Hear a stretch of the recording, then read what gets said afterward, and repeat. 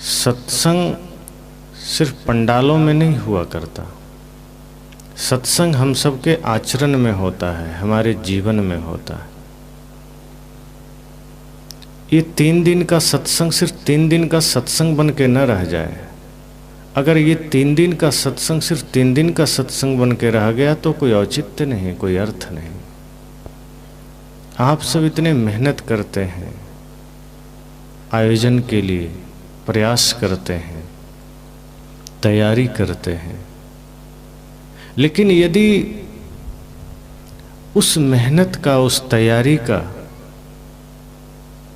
उस हिसाब से फल ना मिले तो तैयारी व्यर्थ हो जाता है। इसलिए सत्संग हम कभी क्रिया ना बनाएं। आज हमारे जीवन में सत्संग और ध्यान क्रिया हो गया। क्रिया मतलब बाहरी चीज, भीतर से उसका संबंध न रहा। और जब कोई भी चीज क्रिया होती है, स्वाभाविक है वो हमसे दूर होती है। जैसे नहाना, धोना, खाना, पीना, ये सारी चीजें क्रिया है। कोई काम करना, ये क्रिया है। इसका संबंध शरीर से है। लेकिन सत्संग भी क्रिया हो गया तो समझना फिर वो शरीर तक ही सीमित हो गया। अर्थात जब इच्छा हुई 24 घंटे में एक बार कहीं बैठे, साल में, 6 महीने में, 1 महीने में। सद्गुरु कहते हैं सत्संग को स्थिति बनाना, इसे क्रिया मत बनाना। जैसे आप श्वास लेते हैं, हालांकि श्वास लेना भी क्रिया है, लेकिन वो आपके जीवन के लिए सबसे महत्वपूर्ण बिंदु है। आदमी सो रहा हो तो, जगा हो तो श्वास लेता ही लेता है, और तो और कोई बेहोश भी हो तो श्वास लेता है। उसके लिए कोई प्रयत्न नहीं करना पड़ता। बाहरी जितनी भी क्रियाएं हैं उसके लिए हमें समय निकालना पड़ता है, प्रयत्न करना पड़ता है। जैसे आपको स्नान करना हो, आप कहते हैं बस अब काम नहीं करेंगे, अब नहाने जाना है। और यदि आपने नहा लिया, आप कहते हैं अब जल्दी नहाना है, अब भोजन करना है, अब समय नहीं है, अब दफ्तर जाना है, खेत जाना है। लेकिन कभी आपने यह कहा कि नहीं, आज बड़ी व्यस्तता है, आज बड़ा समय का अभाव है, आज हम श्वास नहीं ले पाएंगे, एक दिन बाद लेंगे?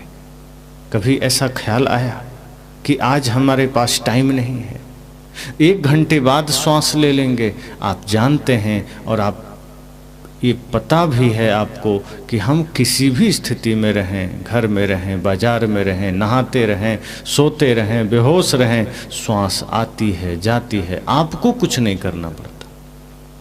आप श्वास को लेते देते कुछ नहीं है। आपको लगता है कि आप श्वास ले रहे हैं, वो खुद आ रही है, जा रही है। आप रोकना भी चाहें, आप नहीं रोक सकते।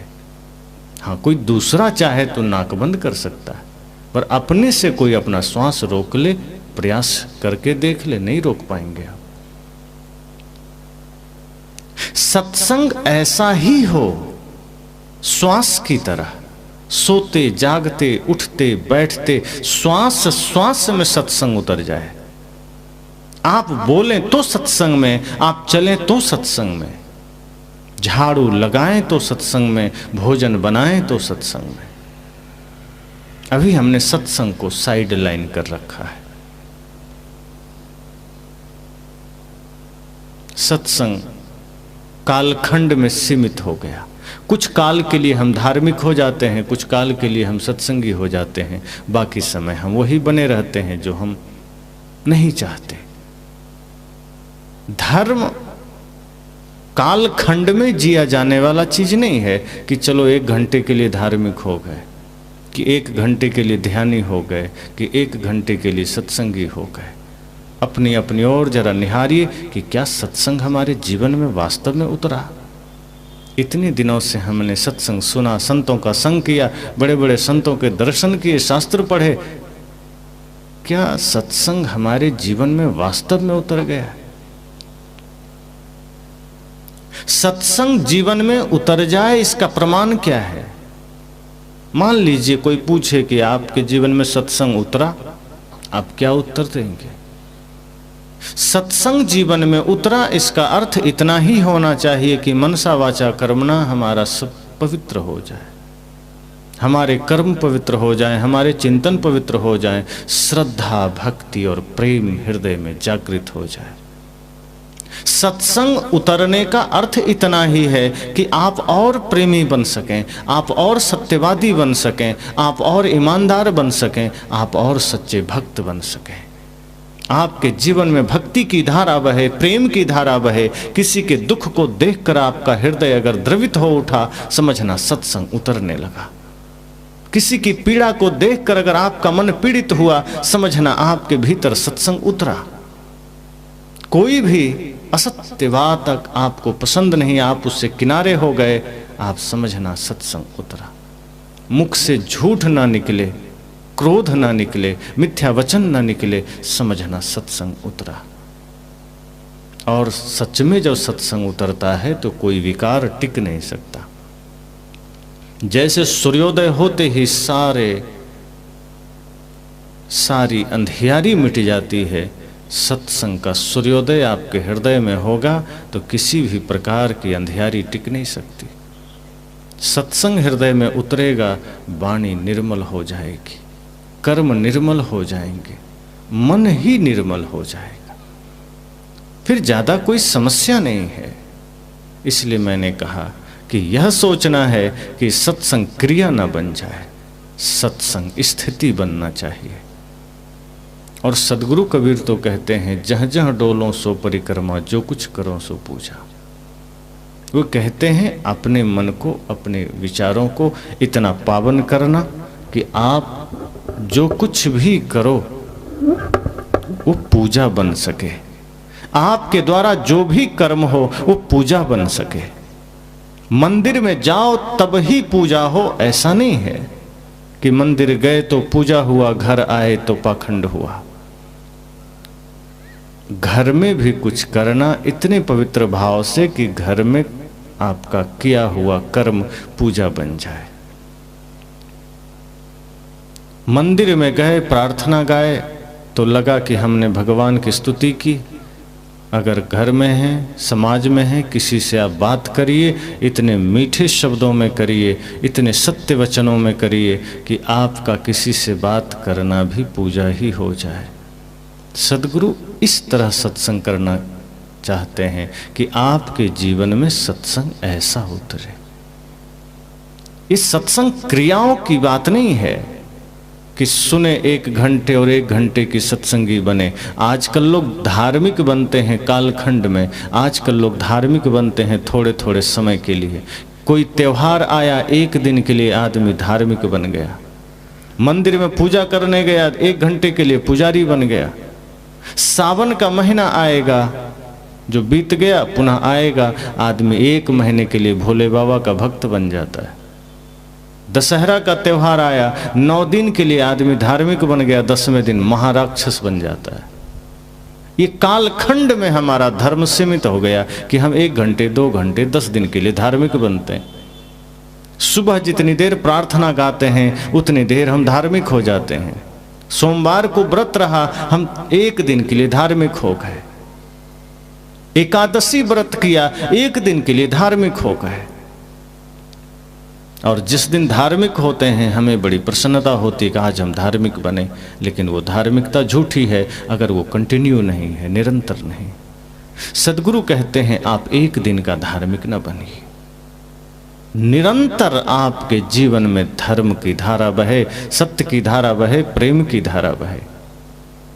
और यह ज्ञान मिलता सदगुरु से है, सत्संग से है। इसलिए सत्संग में आना और बैठना महत्वपूर्ण है। ऐसा ना हो कि आप सत्संग में हैं और आपका मन कहीं और हो। जब सत्संग में हम पूर्ण समर्पण और श्रद्धा भाव से बैठते हैं तो सत्संग की बातें उतरती है। और जब सत्संग की बातें थोड़ी थोड़ी ही सही उतरती है तब जीवन में परिवर्तन का संकल्प जागता है, तब हमारे जीवन में कोई बदलाव आता है। तो बिखरा हुआ घर फिर संयुक्त बनता है, संगठित बनता है। वीरान जीवन में फिर शांति के, आनंद के पुष्प खिलते हैं। इसलिए अगर आप महसूस करते हैं कि घर में, परिवार में, जीवन में थोड़ी सी भी समस्या है, उद्वेग है, विचलन है, तो उसका कारण यह है कि सत्संग हमारे हृदय में नहीं उतरा, ध्यान हमारे हृदय में नहीं उतरा, वो दूर है। हम सत्संग में बैठते आए वर्षों से, पर एक सेकंड के लिए भी सत्संग हमारे भीतर न बैठा। हम ध्यान में बैठते आए वर्षों से, पर ध्यान हमारे भीतर न बैठा। आप कितना देर सत्संग में बैठते हैं, इससे ज़्यादा महत्वपूर्ण यह है कि सत्संग आपके भीतर कितना देर बैठता है। अगर आप एक पल को भी बैठे और एक पल का सत्संग आपके जीवन में उतर गया, बैठ गया, समझना जीवन का उद्धार हो गया। इसलिए बाहर आप क्या करते हैं मायने नहीं रखता। आप मंदिर जा रहे हैं कि गिरजाघर जा रहे हैं, मस्जिद जा रहे हैं कि व्रत कर रहे हैं, उपवास कर रहे हैं, भूखे रह रहे हैं कि भगवान को भोग लगा रहे हैं, ये मायने नहीं रखता। आपने अपने कर्म को कैसा बनाया है ये महत्वपूर्ण रखता है। आप किसी से बोलते हैं, आपका बोलना कैसा है, आप कहीं चलते हैं, आपका चलना कैसा है, आपकी यात्रा कैसी है, आपका चिंतन कैसा है। अगर आपका चिंतन पवित्र है तो आपका हर क्रिया पूजा है, आपके द्वारा किया गया हर कर्तव्य धर्म है। इसलिए संत रैदास कहते हैं, मैं जूता सिल रहा हूं, ये मेरे लिए पूजा है। तुम मंदिर में जाकर के प्रार्थना गा रहे हो, फिर भी तुम पूजा नहीं कर पा रहे। पंडितों ने कहा क्यों? हम भी तो पूजा कर रहे हैं। संत रैदास कहते हैं, तू मंदिर जाता है, भगवान का गुणगान करता है, हाथ जोड़ करके तू वंदना करता है, लेकिन जब तुम घर आते हो तो झूठ बोलते हो, छल करते हो, कपट करते हो, ईर्ष्या करते हो, द्वेष करते हो, किसी को नीचा दिखाते हो, किसी के साथ छुआछूत का भेदभाव करते हो, किसी को कहते हो ये नारी है, ये मंच नहीं चढ़ सकती, ये मंदिर नहीं जा सकती, किसी को कहते हो तुम शूद्र हो, तुम भजन नहीं कर सकता, तू वेद नहीं सुन सकता, तो तुम कहां से पूजा करते हो? तुम्हारा कर्म पूजा ना बन सका। मैं पूजा कर रहा हूं। और उन्होंने कहा कि मन चंगा है तो कठौती में गंगा। ध्यान रखिए, आप घर में भी कुछ करते हैं, आप ईमानदारी पूर्वक करते हैं, पवित्रता से करते हैं, आपका घर का एक एक काम पूजा बन सकता है। अगर आप खेतों में काम करते हैं, बाजार में काम करते हैं, अगर निष्ठा से करिए, पवित्रता से करिए, संकल्प, शुभ संकल्प लेकर करिए, आपका एक एक कर्म पूजा बन सकता है। सदगुरु कबीर तो कर्म को ही पूजा बनाकर जीने की बात करते हैं। वे नहीं कहते कि सब छोड़ करके तुम कहीं जंगल निकल जाओ, वे नहीं कहते कि तुम दिन भर भूखे पड़े रहो, वे नहीं कहते कि तीर्थों में जाकर के तुम मोक्ष मांगो। वे कहते हैं अपने कर्मों को निखारना, कर्मों को निर्मल बनाना। आपके कर्म निर्मल हुए कि आप धार्मिक हुए। धार्मिक होने की पहचान तिलक से नहीं है, माला से नहीं है, असली पहचान आपके पवित्र विचारों से है। अगर आपके विचार पवित्र हुए, आपसे बड़ा धार्मिक कोई नहीं। माला तिलक तो रावण भी पहनकर घूमता था, लगाकर घूमता था, वो धार्मिक थोड़े हो गया। कर्म गलत था, वो राक्षस ही रहा। जरूरत ये नहीं है कि आप बाहर कैसा जीते हैं, जरूरत यह है कि आपका मन कैसा है। दुनिया आपके घर को देख करके, आपके तन को देख करके, आपके कपड़े को देख करके, आपके शान शौकत को देख करके कुछ देर के लिए तो प्रशंसा कर देगी कि हाँ लगता है बड़ा आदमी है, बड़ा धार्मिक आदमी है। लेकिन जब आपके विचारों से परिचय उसको मिलेगा, तब वो कहेगा सब झूठा है। फिर आपके कर्म की ही पूजा होगी, कर्म की ही पहचान होगी। इसलिए सदगुरु कहते हैं सत्संग जीवन में भी उतरना चाहिए। सत्संग में हम आते हैं, बैठते हैं, पर जब पंडालों से निकलने लगते हैं तो जैसे धूल झाड़ते हैं, उसी के साथ साथ हम सत्संग को भी यहीं झाड़ देते कि बस तेरा काम यहीं हो गया, अब आगे की जरूरत नहीं। अब तो वही माया, वही लोभ, वही छल, वही ईर्ष्या, वही द्वेष, भाई से विवाद, पड़ोसी से विवाद, सास बहू के झगड़े, मित्र मित्र के झगड़े, पिता पुत्र के झगड़े कितना मिटा पाए आप। भाई भाई में भाई, भरत और भाई राम की तरह कितने लोग जी पाए। कथाएं सुनते हैं, लेकिन जो राम अपने भाई भरत के लिए अयोध्या जैसी गद्दी का भी तनिक रंच मात्र मोह न किया, आज उन्हीं राम की पूजा करने वाले भाई 1 इंच जमीन के लिए अपने भाई को कटघरे में खड़ा कर देता है, कहता है मैं राम का भक्त हूं। कहाँ उतरा सत्संग? जिस माता सीता को हम पूजते हैं, दुर्गा की पूजा करते हैं, उनकी पूजा करने वाले अपने आचरण में मंथरा का भाव रखते हैं। कहाँ हुई पूजा? इसलिए सत्संग में आइए थोड़ी ही देर, लेकिन चेष्टा करिए कि सत्संग हमारे जीवन में आए, सत्संग हमारे घरों तक जाए। मैं तो कहता हूँ ये सत्संग सिर्फ पंडालों की चीज नहीं है, ये ज्ञान सिर्फ किताबों की चीज नहीं है, ये संत महापुरुष मंदिरों में बंद करने के लिए नहीं है। अब महापुरुषों को, भगवानों को मंदिर से निकालने की जरूरत है। हमने बड़ी चालाकी की है, रामकृष्ण, बुद्ध, महावीर, कबीर के मंदिर बना करके ताले लगा दिए कि तुम वहीं रहो, तुम्हारी जरूरत हमारे जीवन में नहीं है। ये बड़ी चालाकी हुई है।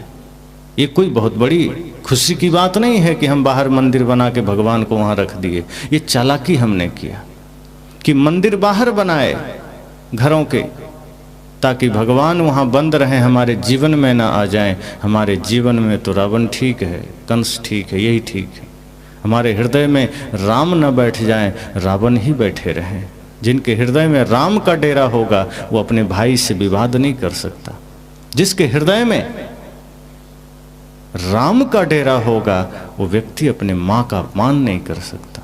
जिसके हृदय में राम का डेरा है वो कभी किसी संत गुरुजनों का अपमान नहीं कर सकता। वो धर्म का ध्वज लेकर चलेगा।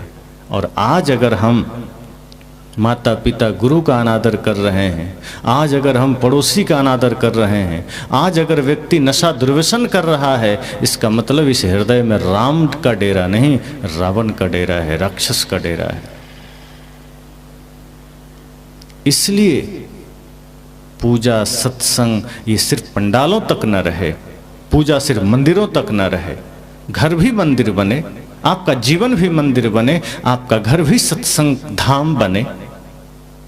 आपका घर जब मंदिर बनेगा, जिसकी बात सदगुरु कबीर कहते हैं, तो समझना असली धर्म हो गया।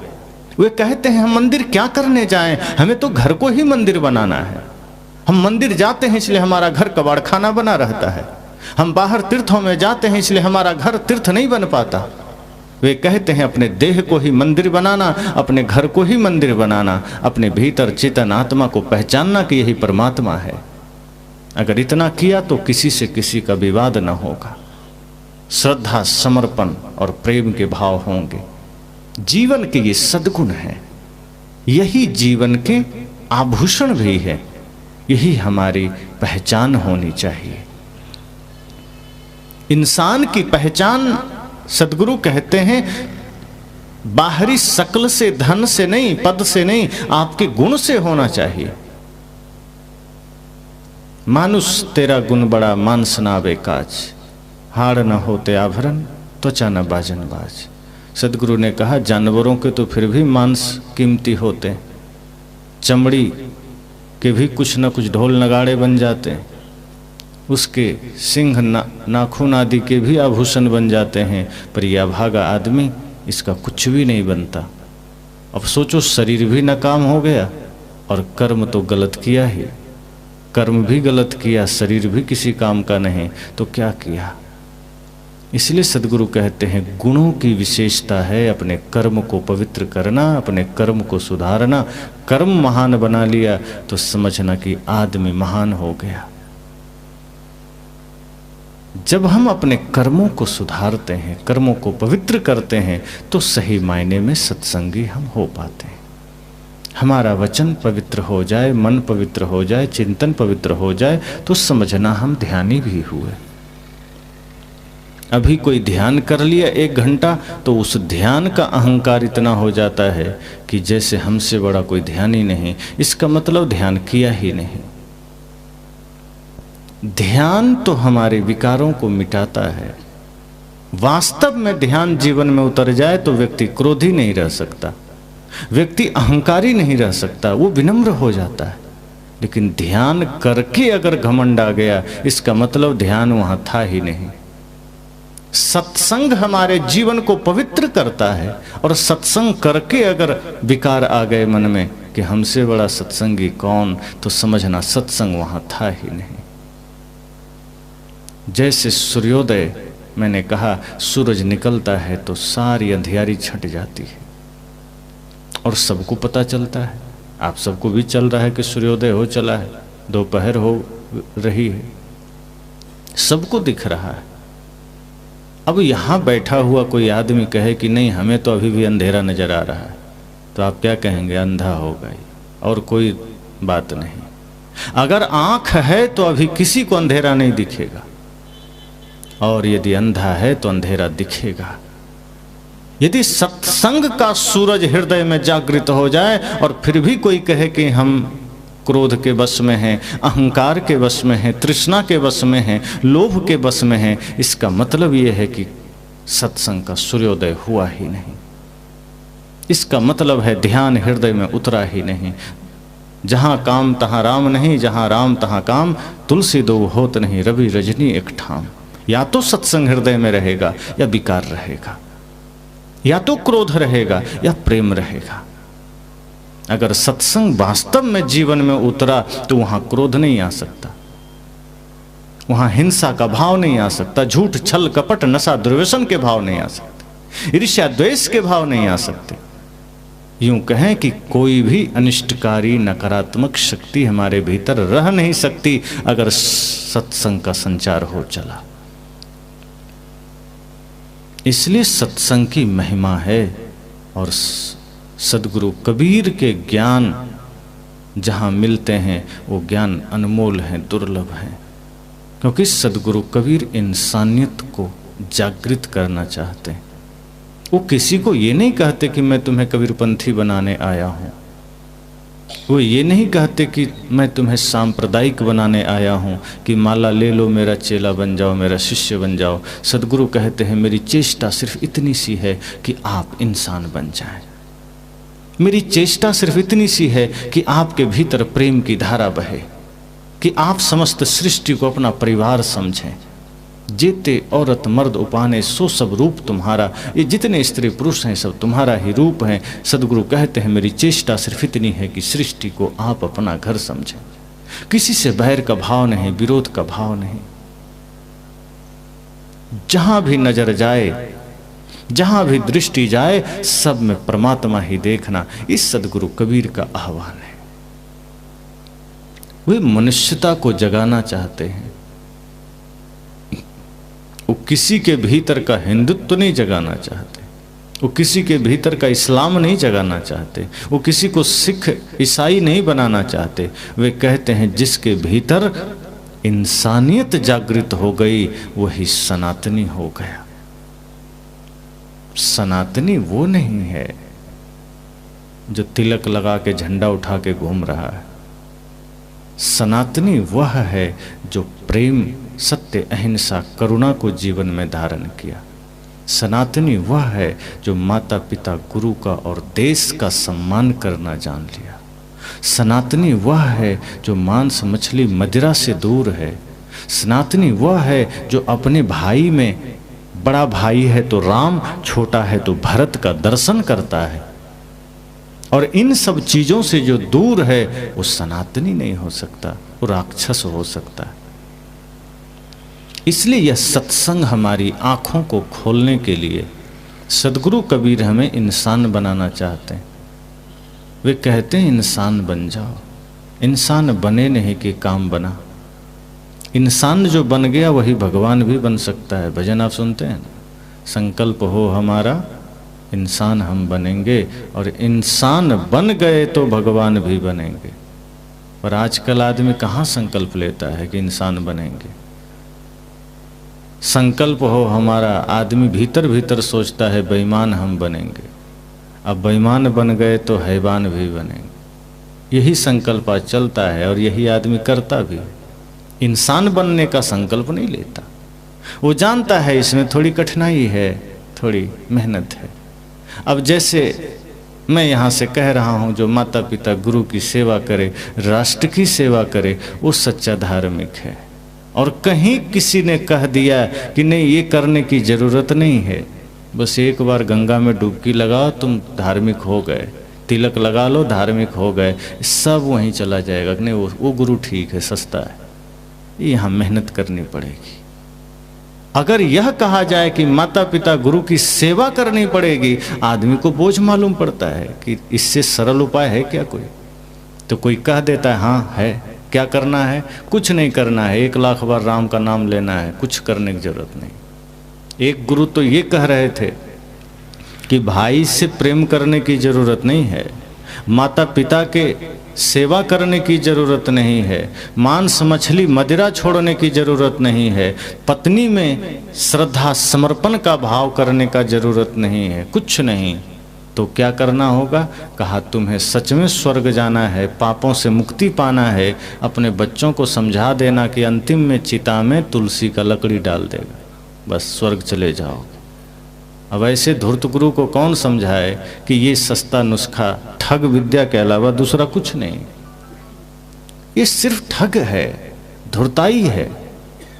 तब तो फिर गीता ही झूठी हो जाएगी, छोड़ो कबीर साहब की बानी, रामायण झूठी हो जाएगी।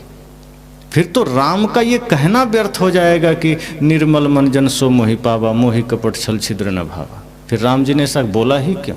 फिर तो यही कहते कि नहीं, जो अंतिम में तुलसी का लकड़ी डलवाए वही मुझे भाए। लेकिन वो तो ये नहीं कहे, वो कहे जिसका मन निर्मल है, जिसका मन में कोई छल नहीं, कोई कपट नहीं, वो मुझे प्रिय है, मैं उसी को मिलता हूं। तो आज सस्ता सौदा लोग खोज रहे हैं, प्रेम का सौदा नहीं खोजते, सत्य का सौदा नहीं खोजते, सस्ता सौदा खोजते हैं कि जो गुरु यह कह दे कि कुछ नहीं करना, पत्नी से झगड़ा करते रहो, क्या दिक्कत है? हम मंत्र देते हैं जाप करना, सब फल मिल जाएगा। पड़ोसी से विवाद चलता रहेगा, हम मंत्र देते हैं जाप करना, काम बन जाएगा। सदगुरु कहते हैं मैं इन पाखंडों में किसी को लगाना नहीं चाहता, ये पाखंड है, मैं तो इन पाखंडों से मुक्ति कराने आया हूं। सदगुरु कहते हैं मैं जीवन को आपके कर्म के आधार पर, आपके पवित्र विचारों के आधार पर खड़ा करना चाहता हूं। मैं ये नहीं चाहता कि ढोंग ढकोसला पाखंड करके आप खड़े हो जाएं, फिर तो दुख है, दरिद्रता है, पीड़ा है। आप भटकेंगे इस मंदिर से उस मंदिर, इस गिरजाघर से उस गिरजाघर, मस्जिद से मस्जिद, कुछ नहीं होगा। अगर जीवन में परमानंद चाहिए, सबसे पहली बात सदगुरु कहते हैं कर्म ठीक करना, फिर समझना कि पूजा ही है। आपका एक एक कर्म पवित्र हुआ कि आपकी हर क्रिया पूजा है। और जिसने मन को पवित्र किया उसके चिंतन पवित्र हो गए, और जिसका चिंतन पवित्र हो गया उसका एक एक कर्म पवित्र हो गया। इसलिए मैंने कहा सत्संग महत्वपूर्ण है। हम कितनी देर बैठते हैं, कितना सुनते हैं, इससे महत्वपूर्ण यह है कि कितना देर का सत्संग हमारे जीवन में उतर पाया, कितना हम उस पर चल पाए। बरसों सुने, जीवन में कोई परिवर्तन नहीं, वो सत्संग किसी काम का नहीं, टाइम पास हो गया। अब 4-4 घंटे बैठकर सुन रहे हैं, परिवर्तन नहीं आया, किस काम का? अंगुली माल और महात्मा बुद्ध के बीच कितने देर का सत्संग हुआ था? वहां तो कोई पंडाल भी नहीं था, माइक भी नहीं था, कोई तैयारी प्रचार प्रसार भी नहीं था, लेकिन सत्संग वहां भी हुआ था। अंगुली माल जैसे क्रूर आदमी का भी सामना जब भगवान बुद्ध से होता है तो बुद्ध की करुणा जीत जाती है। सोचिए, जिसके पास जाने से सिपाही डरते थे, सैनिक डरते थे, वो दुर्धस अंगुलीमाल क्रूरता के शिखर पर खड़ा है। इंसान हो कि राजा हो, कि राजा के सैनिक हों, कि सन्यासी हों, कि जानवर हों सब उससे थर्राते थे। जब बुद्ध जाने लगे सबने रोका कि उधर मत जाना प्रभु, अनिष्ट हो जाएगा। कहा क्यों? कहा अंगुलीमाल रहता है वो आदमी को मार डालता है।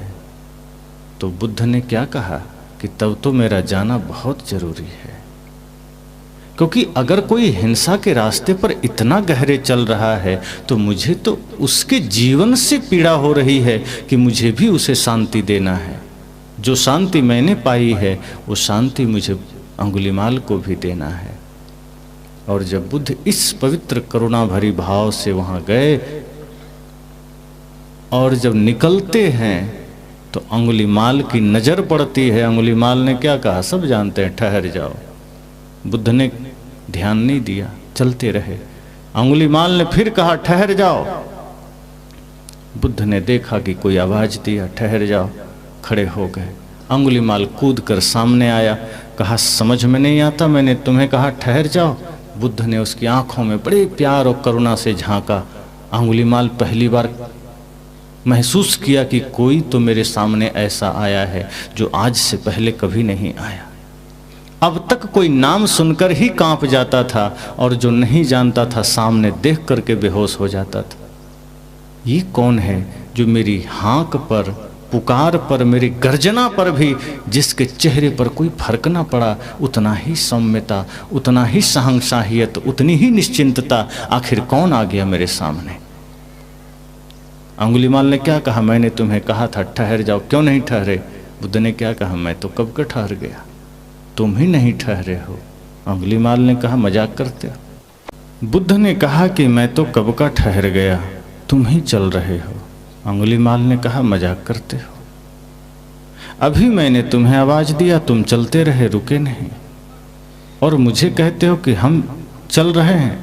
बुद्ध ने कहा ये बाहरी चलने की बात मैं नहीं कर रहा, मैं तो कब का प्रेम के पथ पर आ गया। हिंसा से खुद को रोक लिया, अहंकार से रोक लिया, क्रोध से रोक लिया। तुम ही हिंसा के पथ पर दौड़े चले जा रहे हो, तुम ही क्रोध के पथ पर दौड़े चले जा रहे हो, तुम ही बुराइयों के मार्ग पर दौड़े चले जा रहे हो, तुम कब ठहरोगे?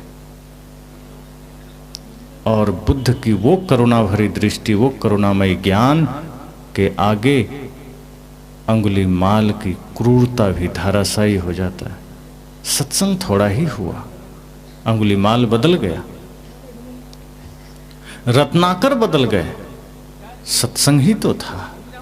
और आज भी सत्संग से हजारों लोग बदलते हैं, बदल रहे हैं, लोगों के जीवन में परिवर्तन आता है।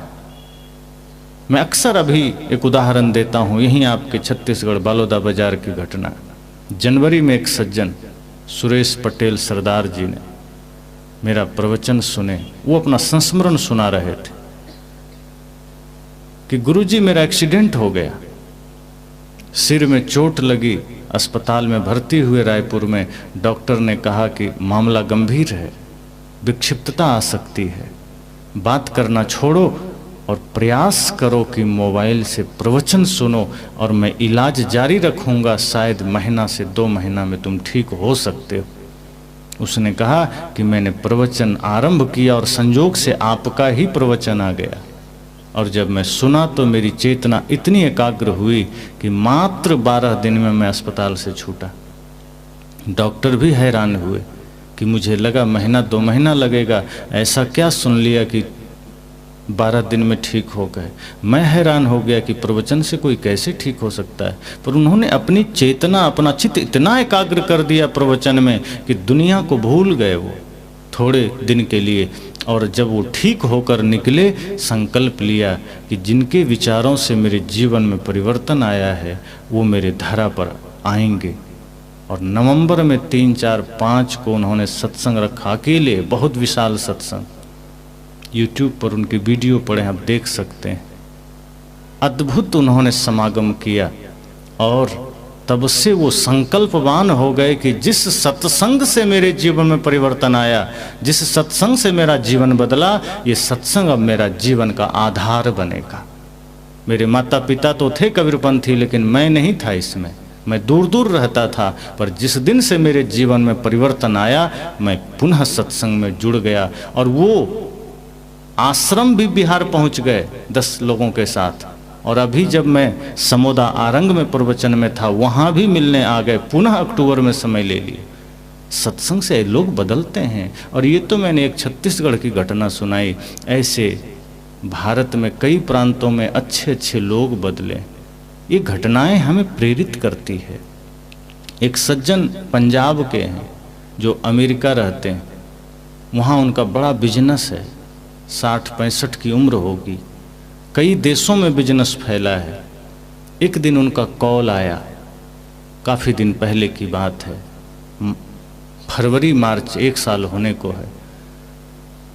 उन्होंने कहा कि मैं सत्संग आपका सुना, इससे पहले मुझे संत सत्संग में रत्ती भर रुचि नहीं थी। कोई प्रवचन आ जाए तो मैं खिसका देता था कि मुझे नहीं सुनना, मंदिर से कोई दूर दूर तक लेना देना नहीं था। लेकिन आपका सुना, सिर्फ 5 मिनट तो 1.5 घंटा काम छोड़कर सुनता रहा।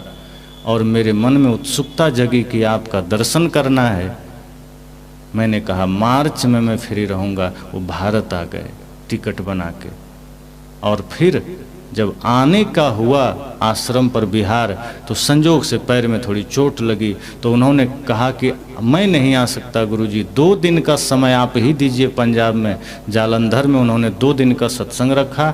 हम सबको कहा कि जल्दी आ जाइए, और फ्लाइट से टिकट बुक कराया। हम लोग गए, सत्संग किए। पुनः उनके जीवन में वहाँ से एक ऐसा परिवर्तन आया कि अब वो कह रहे हैं जाने के बाद कि अब मैं बिना दीक्षा के नहीं रह सकता। अमेरिका में हूँ, लेकिन अब मेरा मन पूरा धार्मिक हो चला है। मेरे जीवन में परिवर्तन आ गया। सुख था बाहर की, समृद्धि बाहर की थी, भीतर अशांति थी। धन दौलत की कमी नहीं है, बाहर का विलासिता का कमी नहीं है। लोग खोजते हैं धन, हमारे पास बहुत है, हम क्या कर सकते हैं। लेकिन शांति मुझे विचारों से मिला, सत्संग से मिला। और मैं चाहता हूँ कि दीक्षा लेकर के आपका सत्संग अब अमेरिका और कनाडा में हो, और इस बार आपको अमेरिका आना है। कैसे परिवर्तन आया? सिर्फ विचारों से आया, सत्संग से आया, सदगुरु कबीर के ज्ञान से आया।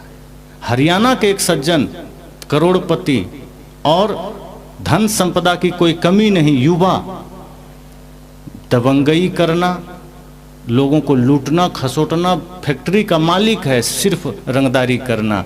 लेकिन जब सुना विचार, जीवन बदल गया। बुला के सत्संग किया, दीक्षा लिया, अब भक्त बन गया। ऐसे सैकड़ों उदाहरण हैं। तो सत्संग साधारण नहीं है, हम उसको लेते नहीं हैं सीरियस। हम सोचते हैं बस निमंत्रण मिला, गए, बैठे, घर गए। जिस दिन हमें लगेगा कि नहीं, जीवन थोड़ा है, हमारा एक एक पल नाहक जा रहा है, पीछे के लोग चले गए, हम भी तो लाइन में खड़े हैं, पता नहीं कब मृत्यु सामने आए, कहे चलो तेरा आज समय हो गया। तैयारी कुछ हुई क्या? बाहर की तैयारी हो गई, जो साथ नहीं जाएगी। जो जा सकती है वो काम किया नहीं। जिस तैयारी को आप ले जाओगे वो तो किया ही नहीं। ज्ञान साथ जाएगा, धर्म साथ जाएगा, भक्ति साथ जाएगी, प्रेम साथ जाएगा, सेवा साथ जाएगी, ये किया नहीं। मन की निर्मलता साथ जाएगी, ये किया नहीं। जीवन को हम एक तरह से जबरदस्ती ढोए चले जा रहे हैं, व्यर्थ में जिए चले जा रहे हैं। ऐसा नहीं है। जीवन को पूरी जिम्मेदारी और होश पूर्वक जिए, तभी आप अपने जीवन की सार्थकता को सिद्ध कर पाएंगे। वरना मनुष्य शरीर मिला व्यर्थ हो जाएगा, ये जीवन का मिलना व्यर्थ हो जाएगा। एक एक पल गुजर रहा है, एक एक क्षण गुजर रहा है, हम कितना व्यर्थ खो रहे हैं। हमारी सांसें कितनी नष्ट हो रही है, हम उसका सदुपयोग नहीं कर रहे। हम अपने शरीर का दुरुपयोग किए चले जा रहे हैं। जो शरीर सेवा के लिए मिला, जो शरीर प्रेम के लिए मिला, जो शरीर मुक्ति के लिए मिला, भक्ति के लिए मिला, उस शरीर को हम प्रपंच में लगाए चले जा रहे हैं। ये दुरुपयोग ही तो है। जैसे मोबाइल है, कोई मोबाइल में प्रवचन सुन करके जीवन को सुधार लेता है, कोई उसी मोबाइल में गलत वीडियो देख करके पागल बन जाता है। चाकू है, चोर के पास है, वो लोगों की जेब काटता है। वही डॉक्टर के पास है तो ऑपरेशन करके गलत अंग निकाल देता है, वो वरदान बन जाता है। राइफल है, बंदूक है। आतंकवादी के पास है तो मानवता का दुश्मन बन जाता है, सेना के पास है तो देश की सुरक्षा हो जाती। शरीर भी हमको मिला, हम गलत चिंतन करने के कारण अपने शरीर को हम वही कर रहे हैं जो एक आतंकवादी बंदूक के साथ करता है। हम अपने शरीर को वही कर रहे हैं जो एक चोर चाकू के साथ करता है। हमारे हाथ में भी ये शरीर रूपी साधन मिला, लेकिन हम कर क्या रहे हैं? डॉक्टर के भांति हम चाकू का सदुपयोग नहीं कर रहे हैं। एक सैनिक के भांति हम अपने हथियार का सदुपयोग नहीं कर रहे हैं। एक धर्मात्मा के भांति अपने धन का सदुपयोग नहीं कर रहे हैं। हम उसी पापात्मा की तरह अपने शरीर का भी दुरुपयोग कर रहे हैं। गलत दिशा में, गलत बोल में, गलत चाल में, गलत चिंतन में, गलत कर्म में शरीर को झोंके चले जा रहे हैं। इससे होश में आने की आवश्यकता है। तो इस प्रथम सत्र में यही मंगल कामना करूंगा कि सत्संग क्षण भर का ही सही आपके हृदय में उतरे। जिनका उतर गया उनका समझना बेड़ा पार है, जिनका नहीं उतरा वो जरूर उतारिए। चेष्टा करिए 3 दिन का सत्संग आपके जीवन के प्रश्नों का उत्तर बने, आपके जीवन की समस्याओं का समाधान बने। इस सत्संग हमारे जीवन की ऊर्जा है। इस सत्संग हमारे जीवन के लिए मुक्ति का मार्ग दिखाता है। इसलिए इसमें उतरिए और सत्संग को भी हृदय में उतारिए। फिर देखेंगे ज्ञान भक्ति वैराग्य की ऐसी त्रिवेणी बहेगी कि आपके जीवन में सदैव मंगल ही मंगल होगा। श्रद्धा और भक्ति को एक बार धारण करके तो देखिए, गुरु चरणों में एक बार चित्त लगा कर तो देखिए। दुनिया से लगा लिए, धन से लगा लिए, उसमें लगाए रहिए, कोई बात नहीं, पर अपने चित्त को एक बार गुरु से लगा के देखिए। उसके बाद देखिए जीवन में कितना आनंद बरसता है जो अब तक ना बरसा। और तब आप भी कह देंगे ऐसी लागी लगन मेरा हो गई मगन, वो तो गली गली हरि गुण गाने लगी। ये भाव तभी आएगा जब गुरु से चित्त लगेगा। तो बहुत बहुत शुभकामनाएं। वाणी को विराम।